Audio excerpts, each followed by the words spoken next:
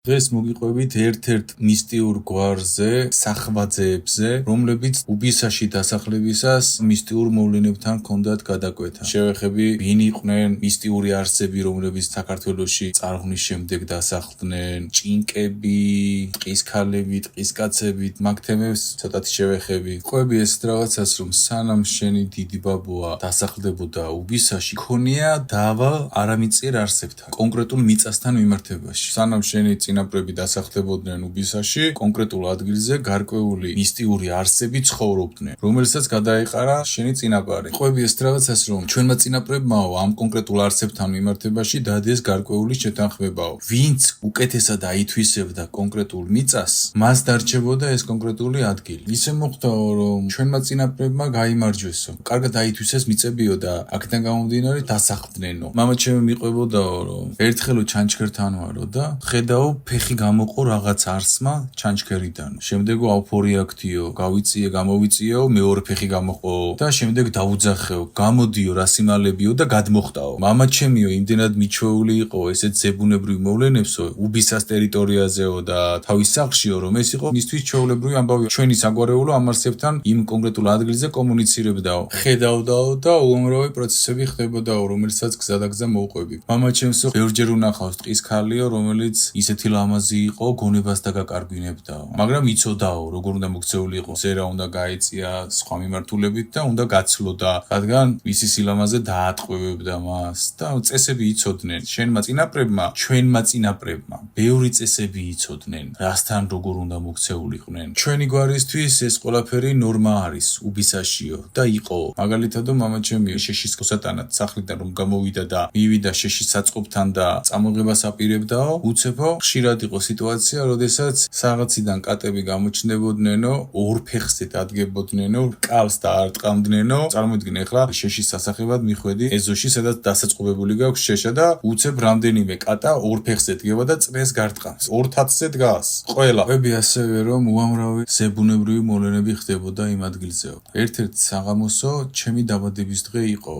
და ხედავო უცებო 9 თაგვიო შემოვიდა ოთახშიო, მწკრივადო, დადგნენო, როგორც ჯარისკაცებიო, როგორც ფილმებში არის, რაღაც ანიმაციურ ფილმებში. და უცებო დაიწყესო თავდასხმაო. ერთიო ნათურაზე ავარდა ჩამოეკიდაო, მეორეო კედლებს შეახტაო, მესამე ისა და უცებო ბაბუაჩემაო ყველა გაგვაგდო გარეთო, გადით ახლა გარეთო ჩვენ მივხედავთ ამათო და ცოცხითო ყველა დაარბიო ბაბუაჩემაო, ერთიო შარვალში მოკლაო. რეალურად ეს არსები ჯერ კიდევ კონფლიქტში არიან თქვენთან, რომ ჩვენს ტერიტორიაზე ცხოვრობთ, რომ ჯერ კიდევ გებრძვიან. და როგორც ჩანს, შენმა დიდმა წინაპარმა ან ვერ გაიგო რაღაც იმ სანაძლეოში თუ შეთანხმებაში, რაც იმ არსთან დადო, ან უბრალოდ არ გაუმარჯვია და უბრალოდ თქვა, რომ იცი რა, მე გავიმარჯვე და ისინი წავიდნენ. ისინი არსად არ წასულან და როგორც ამერიკელები არ წასულან და ინდუელები შეავიწრო ეს ფაქტობრივად რეზერვაციებში მოაქციეს, არც შენი წინაპარი არ აპირებდა წასვლას საარჩა. და დღემდე მიდის ეს ბრძოლები, ესეთი უცნაური მოვლენები დღემდე ხდება იქ. ეს არის ფაქტი. მოდი დავიწყოთ ჯერ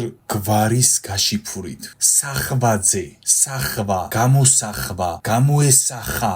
შენი გვარი უბრალოდ სახვაძე კი არ არის, არამედ ამას აქვს ფუნდამენტური დანიშნულება. რატომაც ქვია სახვა, გამოსახვა, ხილვა, ნახვა, დანახვა. და ნახე, ეს არსები არიან ნახევრად მატერიალური და ნახევრად არამატერიალური არსები. რეალურად ჩვენს ირგვლივ უამრავი არსი არის, რომელსაც ჩვენი თვალით ვერ ვხედავთ, მაგრამ მედიუმები და ნიჭის მქონე ადამიანები გარკვეულ არსებს ხედავენ და შეუძლიათ მათთან კომუნიკაციაში შესვლა. შენი გენი მედიუმების გენია. ახლა გამოვლინდება დარწმუნებული ვარ, რასაც მოვისმენ წინ, რასაც შენს ცხოვრებაში გამოკითხავ, ახლა ზებუნებრივი რაღაცები ხდება დღემდე შენს ცხოვრებაში. ამიტომ შენს გვარში შიფრია ჩადებული თუ ვინ ხართ თქვენ. ზოგადად ყველა გვარში არის ჩადებული შიფრი. თუ ვინ არის ის გვარის წარმომადგენელი. რა ნიჭები აქვს, რა ძალები აქვს, ვისი გენიდან მოდის და ასე შემდეგ. შენი გენი არის მხილველების, ნათელმხილველების წარმომადგენელი, რომლებიც ხედავენ ისეთ რამეს, რასაც სხვა ადამიანები ჩვეულებრივი თვალით ვერ ხედავენ. ამიტომ, როდესაც შენი წინაპარი მივიდა უბისაში და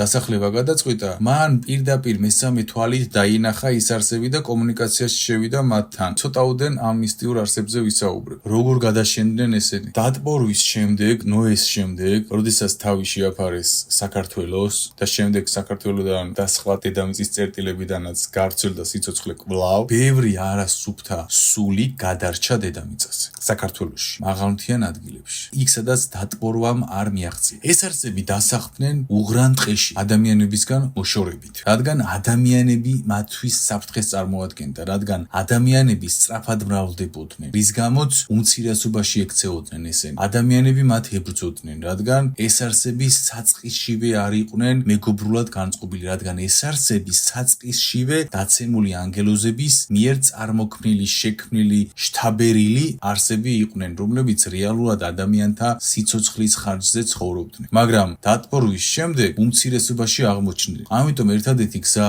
გადარჩენისთვის იყო ადამიანებისგან შორს ცხოვრება. ამიტომ ირჩევდნენ უღრან ტყეებს, სვანეთის მაღალმთიან ადგილებს, თუშეთის მაღალმთიან ადგილებს, ხევსურეთის, მსგავს უღრან ტყეებს. ადამიანები ამ მისტიურ არსებზე ნადირობდნენ. მათი განადგურება მიდიოდა მასიური და ერთადერთი რის ხარჯზეც მისტიური არსები სიცოცხლეს ინარჩუნებდნენ იყო ის, რომ იმალებოდნენ. ვინც საუკეთესოდ იმალებოდა, ის გადარჩებოდა ხოლმე. იმიტომ რომ ადამიანები საუკუნეების განმავლობაში ებრძოდნენ ჭინკებს, დევებს, ტყის ქალებს, ტყის კაცებს. დღესდღეობით ეს არსები ფაქტობრივად აღარ არსებობენ. არსებობენ, მაგრამ თუ იყო მილიონობით, ეხლა არის თითოეულად ისე ჩამოსათვლელი, მაგრამ იმალებიან. რატომ? გიმეორებ, ერთადერთი რის ხარჯზეც გადარჩნენ, ეს არის ის, რომ კარგად იმალებოდნენ. ვინც გადარჩა, მიხვდა ერთ ჭეშმარიტებას დღემდე, ეხლაც. ვინც ყველაზე მეტად დაიმალა, ის გადარჩა. ვინც გამომჟღავნდა, ვერ გადარჩა. დიდი ბაბუები და დიდი ბებიები ყვებიან, რომ ტყის ქალები იყვნენ. ხალხი ხედავდა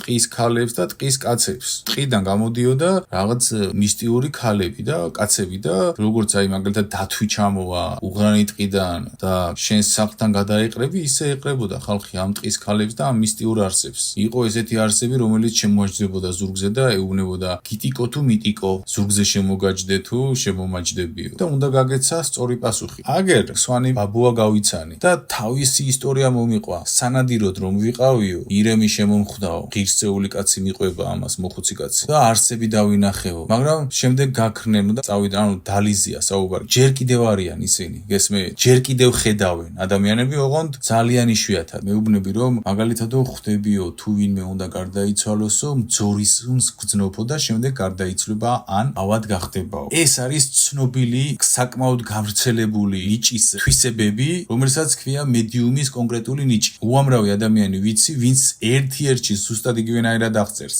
რომ გარდაცვალების სუნს გძნობს. მაგალითად ადამიანს თუ შეხედავს, ძორის სუნის ცემს და შემდეგ ის ადამიანი აუცილებლად გარდაიცვლება ან ავად გახდება. ძორის სუნით ხვდება, სუნით ხვდება. ეს მედიუმის ნიჭის ნიშანი, ანუ შენი გვარი, რაც აღწერეს სახვაზე, ხილვა, სახვა კავშირშია. ბევრი რთული პროცესები გავიარეო ცხოვრებაშიო, ბევრი თავდასხმები მქონდაო, ბევრი რაღაც სიტუაციები მქონდაო და მამა აკაკისთანაც მივედიო, მონასტერშიც ვიყავი, იქაც ვიყავიო და არ არისო მარტივი რთული ცხოვრება კი არ გაქვს. უბრალოდ ძალებით ხარ დაჯილდოებული და არ იცი როგორ იცხოვრო, რომ უსაფრთხოდ იყო, გესმის? და შენ რომ ჩვეულებრივი მოქალაქესავით ცხოვრობ, ამხელა ნიჭის პატრონი ხარ, ვინ დაგინდობს? არავინ არ დაგინდობს. შესაბამისად, ღვთიურობაში, როდესაც არ ცხოვრობს ძალის მქონე ადამიანი, ის ძალიან დიდ პრობლემებშია ფსიქოლოგიურ, სულიერ, ენერგეტიკულ. ამის გამო მიდიან ფსიქოლოგთან. და მწერეს რაღაცას, რომ ფსიქოლოგთან ვიყავი მისულიო. და ფსიქოლოგთან რომ მივედიო, ცადაო, ჰიპნოზში გავეყვანე და ჰიპნოზის დახმარებით განვეკურნეო. მაგალითად, იმ არსებთან, რომლებთანაც გარკვეული ბრძოლები მოქვსო, მეუბნებოდა რომ წარმოიდგინე, როგორ ჩეხავ მათ და როგორ ანადგურებ და ესეთი რაღაცეებიო. და მე არ მინდოდაო ამის წარმოდგენაო და ამ კურნალობამ ვერ გამოიღო ნაყოფიო. იმდენად უმეცრებაში არიან დღეს ფსიქოლოგები, რადგან ფსიქოლოგი, ფსიქიატრი ვერ განკურნავს ადამიანს თუ თავად სულიერ მდგომარეობაში არ არის და თუ არ გააერთიანა ერთმანეთთან ღმერთი და ფსიქოლოგია. და უდგება სტანდარტული სიტუაციით. რეალურად, რაც მან გირჩია და რის გაკეთებასაც აპირებდა, ეს არის კოშმარი შენი განკურნებისთვის. შენ გაჩეხ ჭიხვის და აჩეხვის და მაგ არსების რაღაცა ბოროტული აზრების წარმოქმნით კი არ უნდა იმკურნალო, არამედ ლოცვებით უნდა იმკურნალო, მშვიდი ფიქრებით უნდა იმკურნალო, ამ ყველაფრით უნდა იმკურნალო. ამიტომ დღეს ადამიანების 80% ვინც მიდის ფსიქიატრთან უნდა მიხვიდე და ყოველთვის არ არის სულიერი დაავადება. ზოგჯერ არის გონებრივი დაავადება და დაგეხმარება, მაგრამ ღვთიურობის ფარგლებში უნდა განიკურნო. ფსიქიატრთანაც კი ლოცვებით, რასაც გამოგიწერს წამალს ბალახეული დალიე, მაგრამ ფსიქოტროპულები ძალიან ცუდად მოქმედებს, ძალიან ცუდად პრაქტიკაში. ვისაც სულიერი დაავადება აქვს, ან სულიერი შემოტევები ვისაც აქვს. გესმით? და მიდიხარ ეს ფსიქოთერაპევტთან და გეუბნება აჩეხე კი არა, მაგ დროს სჭირდება მშვიდი, ბალანსი, ღვთიური მდგომარეობა, რომ ის ბნელი განაძევო ლოცვები, რასაც გამთლიანებაში გასწავლი ის გჭირდება. ამიტომაც არ გამოგადგა ეს თერაპია და ამბობ რომ წამოვედიო, მაშინვე ვერ გაუძლებდი. შენი ძალა შიგნით გეუბნებოდა რა ჯანდაბას აკეთებ აქ. ეხა ფსიქიატრები იტყვიან რომ ეს თერაპია ერთ-ერთი რომ აგრესია გადაიტანოს რამეზე და ასე შემდეგ. მშვენივრად ვიცი რომელ საბაზისო სტანდარტულ ტაქტიკას წარმოადგენს ეს მეთოდი, რასაც ცდილობდა ის ფსიქიატრი, მაგრამ ესეთი მეთოდები არ მუშაობს. ისეთ ადამიანებზე, რომლებსაც სულიერი თავდასხმები აქვთ, რომლებსაც ნიჭები აქვთ, მათთვის არ შეიძლება აჩეხე, აგრესია გადაიტანე, ესქენი, ჰიპნოზის ჩატარებას კი არ შეიძლება მათთვის, რადგან ნებაში შეჭრა არის და იქ ჰიპნოზში შენ რომ შეგყავს პაციენტი, მისი თავდაცვითი მექანიზმები ითიშება და კარებები ეღებათ ბნელებს. რეგრესიული ჰიპნოზი ამიტომ არ შეიძლება და წარმოდგენა არ აქვთ ფსიქიატრებს ამის შესახებ. თავადაც აღიარებენ, რომ არ ვიცი ეს რა არისო. შეპყრობილი ადამიანები რომ მოდიან ჩემთან, ფსიქიატრთან რომ მიდის, ფსიქოლოგთან ვერ სვამს ვერანაირ ფორმაში. ჯერ ერთი ფსიქიატრი და ფსიქოლოგია დღეს რაღაც ფორმებში ძალით ტენის სიტუაციებს, აი ცდილობს მოარგოს სიტუაციები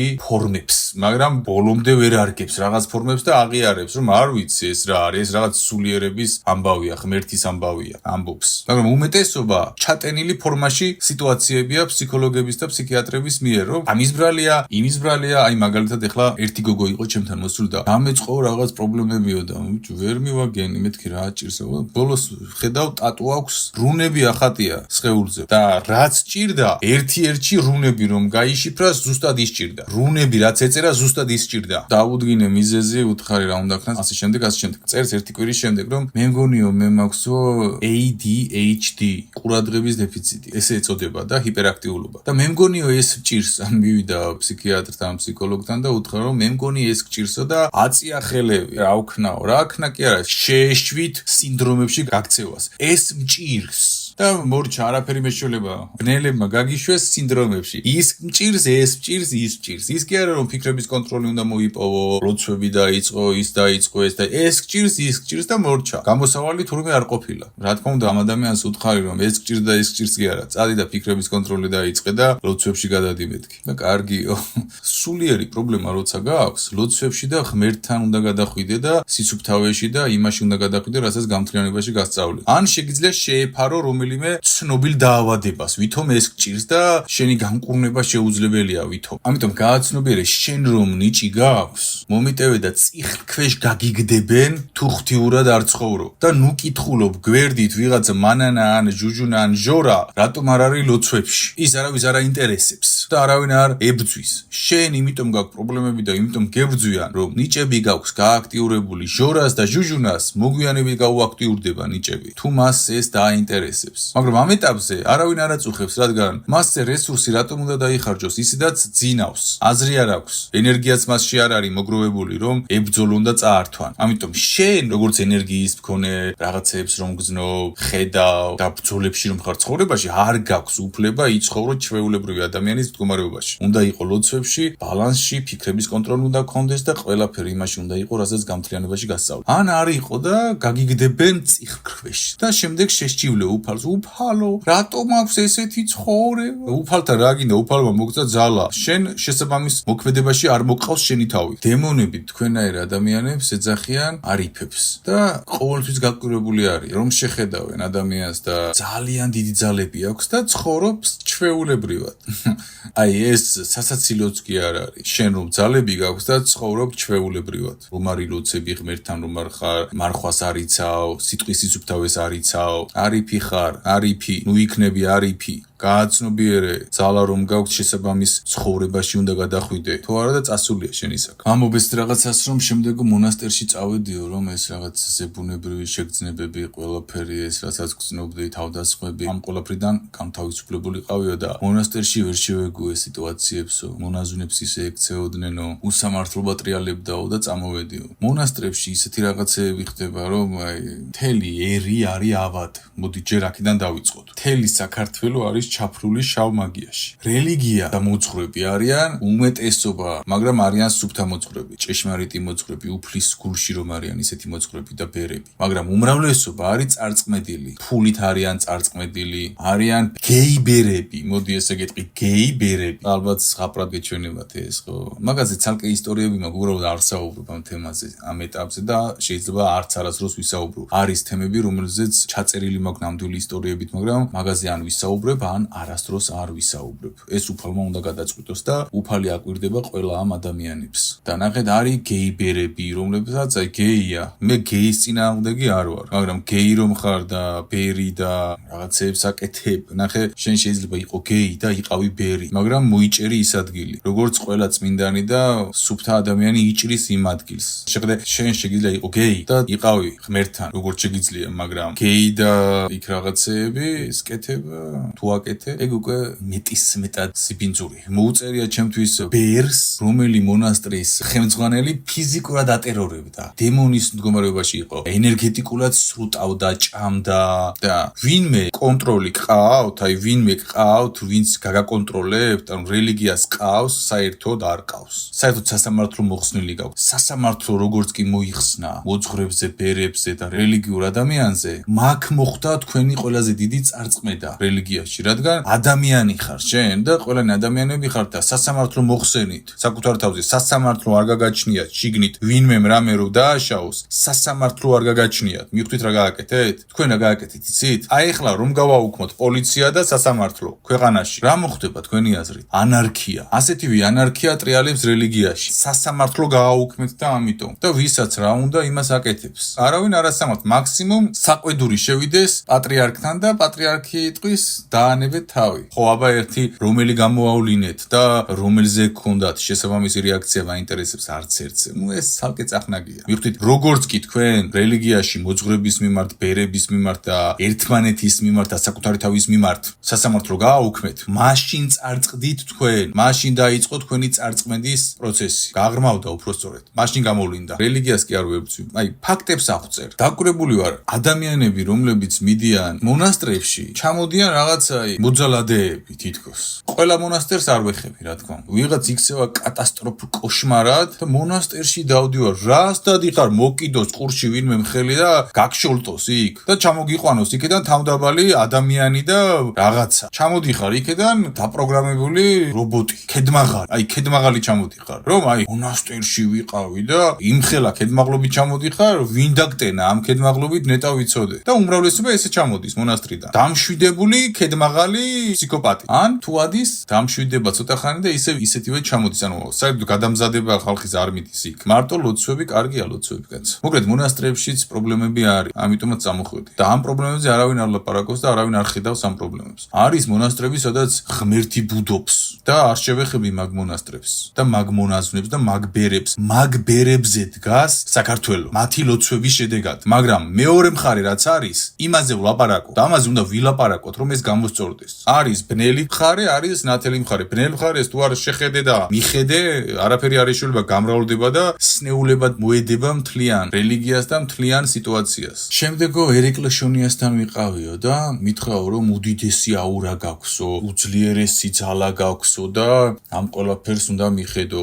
რაში გჭირდება გაზომვა შენი ენერგიის? აი, ხშირად ვიმეორებ, რომ ადამიანის ენერგიასთან არანაირ გადაკვეთებს არ ვაკეთებ, როდესაც ადამიანები მოდიან ჩემთან. რაში გჭირდება ენერგიის გაზომვა? შენ ვერ ხვდები რაღაცეებს რომ გრძნობ, ხედავ, თავს გესხმიან ბნელები, ეს ყველაფერი ეს არის იმის ნიშანი, რომ შენ გაქვს ძალა. არ გჭირდება არაფრის გაზომვა და სხვისი დასაბუთება. არც ჩემი დასაბუთება არ გჭირდება. ადამიანები ჩემთან რომ მოდიან, მეკითხებიან რაღაცას და აუ, ვიცოდი რომ ესე იყო, აი ვიცოდი რომ დამეთანხმებოდი და მეც ესე ვფიქრობდი, მაგრამ შენ რომ მითხარი დამისაბუთდა. რა გინდა ჩემი დასაბუთებული? საკუთარი ინსტინქტი ინსტინქტების ნდობა ისწავლეთ, საკუთარი გულის მოსმენა შიგნით ღმერთის ისწავლეთ და რაც ხდება პირდაპირ ერთ-ერთში დაინახეთ, არც გაზომვა გჭირდება შენი ძალის, არც სხვისი დადასტურება გჭირდება, გააცნობიერეს. საკუთარი თავის ძიებაშიო ბევრ შავმაგს გადავიკვეთეო, ეხლა ხვდები შენ რომ გისმენო. იქ სამაჯურები დამიმზადესო, შემაწყდა ხელზეო, იქ მისული ვიყავი ტარო გავაშლევინეო, მაგრამ ჩემგან მკითხავები გარბოდნენო. ნახე, ეს შენ ცოტა გაგიმართლა და ისიც დაბინძურებული ხარ, მუქთან კვეთის ლოცვა უნდა წაიკითხო თითოეულთან, ვისთანაც იყავი. იმასთანაც უნდა წაიკითხო, ვინც ძალა გაგიზომა აპარატურით, იმის მიმართაც. ყველასთან, ვისთანაც იყავი და ვინც ძალა გაგიზომა. ნახე, შენ ჩემთან მიმართებაში არ გჭირდება მუქთან კვეთის ლოცვის წაკითხვა. თუმცა შეგიძლია წაიკითხო. მე არაფერი დამიშავდება. ვინც დაგიშავა, იმაზე იმოქმედებს ეგ. მაგრამ ჩემთან რატო არ უნდა წაიკითხო, იცი? მე საერთოდ შენი ენერგია არც გამიზომია, არც შენს ენერგიაზე მიკითხავს რამე და არც მისაუბრია შენი ენერგია, აბა დაშვება მომეცი, აბა ისქენი. არ მჭირდება, არც დაშვება, არც მოშვება, არც ტექნიკით გაზომვა შენი ენერგიის. ნიშნებით ისედაც გასაგებია, რა ძალები გაქვს, ვინ ხარ და ასე შემდეგ. ამიტომ ვისთანაც იყავი გადაკვეთაში, შავი მაგი იქნებოდა თუ სხვა ვინმე მზომი, მასთან მიმართებაში ცალ-ცალკე უნდა წაიკითხო მუქთან კვეთის ლოცვა, რომ კავშირები გაწყვიტო, რადგან ისინი შენთან კავშირებს ამწყარებენ ამ ნებართვის მიცემით. და ნახე, სამაჯური რომ დამიმზადაო, შემაწყდა ხელზეო. ხელზე კი არ შეგაწყდა სამაჯური. შენმა ძალამ შეწყვიტა ის. ანუ დაარტყა უკან. ყველას არ აქვს ამის ძალა. შავმაგთან რომ მივედიო, გაიქცაო, არ მინდა ვერ გიმკითხავებ მე შენო. რატო გაიქცა, იცი? ის შავი მაგი შენ კი არ მკითხაობს. თავს გესხმის. შენ რომ მკითხავთან მიდიხარ, ტაროლოგთან მიდიხარ, ვითომ ასტროლოგთან მიდიხარ. გააცნობიერე, დღეს არ არსებობს ასტროლოგი. შავი მაგები არიან და ვითომ იმასთან მიდიხარ. ის შენ თავს გესხმის, ანუ დემონი გესხმის თავს, შენ ამას ვერ გძნობ. დაშვებას აძლევ რომ მიხვედი იქ, ფოტო გაუგზავნე თუ მონაცემები მიეცი თუ კი თანხმობა მიეცი თუ ოთახში რომ შეხვედი იმასთან თანხმობა მიეცი და შენს ღვთიურ ძალასთან მიდის ბრძოლა. ბრძოლა გეწყება. შენ ამას ვერ გძნობ. ისე ხარ გათიშული და ნახე, ის შავი მაგი რატო გაიქცა, იცი? ზოგიერთმა რატომ არ გაგიშალა კარტი, რატომ არ გიმკითხავა, იმიტომ რომ ის მიხვდა რომ შენთვის რომ გაიშალა კარტი ან ემკითხავა, წააგებდა, დაზიანდებოდა, ანუ შენი ძალა გაანადგურებდა. იმან ვარი კი არ თქვა მკითხაობაზე, არამედ ვარი თქვა შენთან ბრძოლაზე. გააცნობიერე რას გეუბნები, ამიტომ წავიდა და გაგეცალა. ხშირად არის სიტუაცია რომ მკითხავები არა, შენ ვერ გიმკითხავებ. ან გეტყვის რომ ეხლა ენერგეტიკული რაღაც სივრცე არ არის, სივრცე არ არის კი არა. იმხელა ძალა გაქვს რომ ბრძოლა რომ დაგიწყოს, ანუ მკითხაობა რომ დაგიწყოს, მკითხაობა არის ბრძოლა, თავს გესხვის. მკითხაობა რომ დაგიწყოს, თავს რომ დაგესხას, განადგურდება და თავს არიდებს ამ ბრძოლას. მაგრამ უმეტეს შემთხვევაში ამ ბრძოლაში შემოდის მკითხავი და გაცლის ენერგიას. თითოეულა ხალხია, ვისაც არ უშლიან და ვისაც განერიდებიან ხოლმე. ამიტომ ნუ გექნება იმედი რომ არ გაგიშლის ტაროლოგია ან ისე კარტებს, ან არ გიმკითხავებს. ამიტომ ყველას განერიდეთ, ვინც ძალას გიზომავს. იმასთანაც არ მიხვიდეთ, ტექნიკით რომ გიზომავთ ძალებს. რატომ? მე მაგ ადამიანს პატივს ვცემდი, მაგრამ ისეთი ისტორიებით მოვიდნენ ადამიანები მაგ ადამიანზე, ქალებთან მიმართებაში იმპოტენციის პრობლემები აქვს და რაღაც კოშმარებს აკეთებს. ქალები მონასტერთან აყავს და ადრე მექალთანე იყო და რაღაც კოშმარებს აკეთებს, მოკლედ, უდიდეს პატივს ვცემდი. გესმე? ისიც კი წაბილწული აღმოჩნდა. ყველაზე ისტორიები მაქვს უბრალოდ ღმერთი აკვირდება მათ და შანსს აძლევს, მაგრამ ვერ იყენებენ ამ შანსს. მაინც რაღაც ქალების ტრენინგი გავაკეთოთ და რაღაცებს მაინც ხვანცალებს და მოკლედ ღმერთი მიხედავს მაგ ამბავს, თუ საჭირო იქნება გამოვავლენს. არავისთან არაფერი არ აზომინოთ და არაფერი არ აქნევინოთ. ახლა მაგ პიროვნებაზე გაგახსენდა რაღაც დეტალი და მიყვები რომ სექსის დემონი დამესხა თავს. მოკლედ სექსის დემონი არის ძალიან საძაგელი არსი, რომელიც უბრალოდ აი ყველაზე ერთ-ერთ მძიმე ცოდვაში გაგდებს და ძალიან დიდი რაოდენობით ენერგიას გაცლის და საძაგლობა არის. უმრავლესობა ფიქრობს რომ იმე რა კარგი სიამონება ვიგზენით, ძილში სექსი და რაღაც კოშმარია, უბრალოდ თქვენ ამას ვერ ხვდებით. და ნახეთ, მოუყევიო ამის შესახებ, ეხლა მახსენდებაო, მაშინო ვერ მივანიჭე ნიშნულობაო. მოუყევიო სექსის დემონზეო და თქვაო რომ ღმერთი გზავნისო, ამარსებსო რომ სექსუალური ენერგიით დაიცალო. ნუ ამ კაცს აქვს სერიოზული პრობლემები, ძალიან სერიოზული პრობლემები და კოშმარშია ეს კაცი. აი, თურმე ღმერთი გზავნის სექსის დემონს, რომ დაგცალოს და ღმერთი რას მოგიწოდებს, სექსი თავი გაარიდე საერთოდ, რადგან ეს არის ერთ-ერთი მძიმე ცოდვაო, მაგრამ არა, ეს ეუბნება ღმერთი გზავნის სექსის არს, რომ დაიცალო ამ სექსუალური ენერგიისგან. რატო ეუბნება, იცით ამას? მე სხვა საუბარს შეუყვანს. რომ ასეთ ადამიანებთან უნდა რომ სექსი გქონდეს და ამყარებს კიდევაც. იმის მიუხედავად რომ მეუღლე ყავს, რომ საკუთარი იმპოტენცია დააბალანსოს და რაღაც კოშმარებს აკეთებს, მოკლედ სასუწარკვეთილი არის, მაგრამ გარეგნულად არ ჩანს ეს. და შენაერებთან სექსი იმიტომ უნდა რომ შენაერებთან სექსი მისთვის არის ენერგიის მიღების უდიდესი წყარო და ჯგუფი ყავს კიდე ცალკე კაცების, სადაც ახვედრებს ქალებს და კაცებს ერთმანეთს. ცოტა ხანში ალბათ საიდუმლო ორდენს გააკეთებს სექსით ენერგიის დაგროვებაზე. იქ კი გამოდის ვიღაცეები უკვე სექსი მაგარი ყოფილა ენერგიებს აგროვებსო. ხალხო, გაეცალეთ ამ რაღაც სიგიჟეებს. უბრალოებაში გადადით, აი ქრისტეს უბრალო მდგომარეობაში გადადით. ყოველგვარი ენერგიის გაზომვა, გამოზომვა, რიტუალები, ეს, ის, უბრალო გლეხურ ღმერთი, ქრისტე, ღმერთი ტილოთი მოძრაობდა, გადაცმული ტილო ქონდა. გააცნობიერეთ რა მაგალითი მოგცა ღმერთმა და შენ დადიხარ ვიღაცეებთან და რაღაცეებს აკეთებ, ხან შავმაგთან დადიხარ, ხან ვიღაცას ენერგიას აზომინებ, ხან რაღაც რიტუალებს აკეთებ, ყველაფერს აკეთებ ღმერთთან ლოცვის გარდა და უბრალოებაში ყოფნის გარდა. ამიტომ გადადი თავმდაბლობაში, უბრალოებაში ღმერთთან ილოცე. მოყვასში გადადი იმ ყველა ცოდნაში, რასაც გამთლიანობაში გასწავლი და აყვავდები, გაიფურჩქნები. უფალმა გაგფურჩქნოს, უფალმა გაგფურჩქნოს ყველა, დაგვიფაროს ძალა, ჯანი, ფარი, მშვიდი მოგცეს გულში. ამინ. Amin.